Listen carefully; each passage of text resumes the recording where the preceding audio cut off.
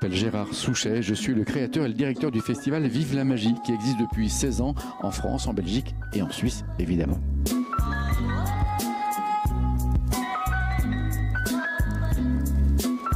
Le festival, je vous l'ai dit, existe depuis 16 années. Maintenant, il a été créé en France, à Rennes, en Bretagne. Et progressivement, s'est développé sur le territoire national, jusque même sur les tropiques, jusqu'à l'île de la Réunion. Et puis maintenant en Suisse, en Belgique. Et puis il y a encore l'avenir devant nous pour ouvrir d'autres pays et d'autres villes, bien évidemment. C'est 22 villes cette année, en 2024, qui sont visitées par le festival Vive la Magie.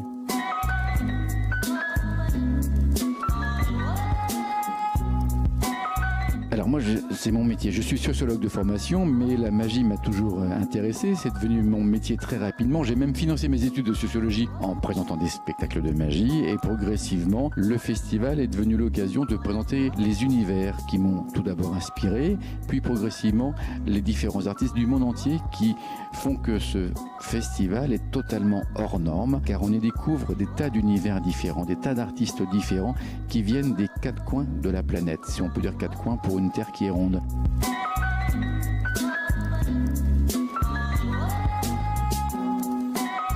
Chaque année, nous accueillons, je vous l'ai dit, des artistes qui viennent du monde entier. Et cette année, nous accueillons un japonais, Tomonori Kurokawa, qui vient pour la première fois, non pas en Suisse, mais en Europe. C'est une vraie découverte du festival. On est très fiers, très honorés de sa présence, car pour les spectateurs suisses, eh bien, c'est l'occasion de découvrir un artiste totalement loin des clichés, un artiste différent qui amène une vraie délicatesse, une vraie douceur, vraiment un univers qui lui est propre, et c'est un vrai succès dans chaque ville que le festival traverse, un vrai succès que récolte cet artiste japonais loin, loin, loin des univers préconçus.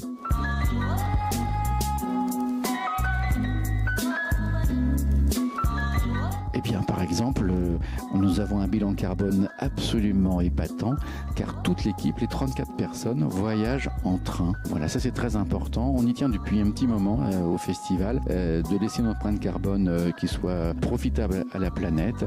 Le train, les voyages en fait en transport en commun sont utilisés par toute l'équipe depuis très longtemps maintenant.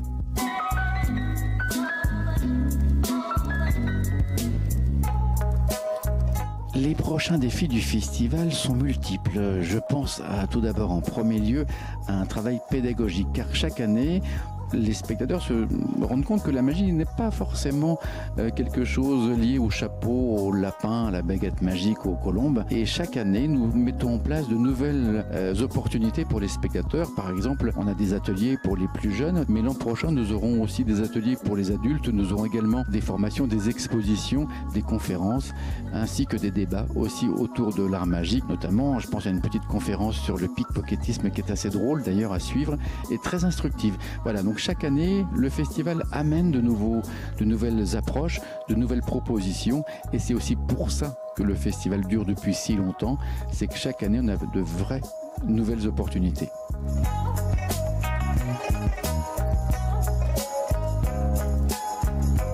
Le directeur de l'école où étaient nos enfants scolarisés nous a demandé de monter un projet, un spectacle pour pouvoir financer le voyage en Angleterre d'une des classes de l'école. Avec 3 amis, nous avons monté un spectacle, un projet, et nous avons fait complet. La salle était complète.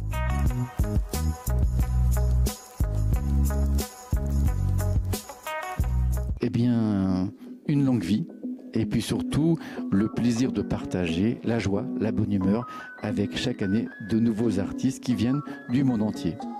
C'est pour ça qu'on appelle ce festival Vive la Magie, parce que c'est un vrai cri de bonheur, un cri de joie, un cri de partage. Vive la magie!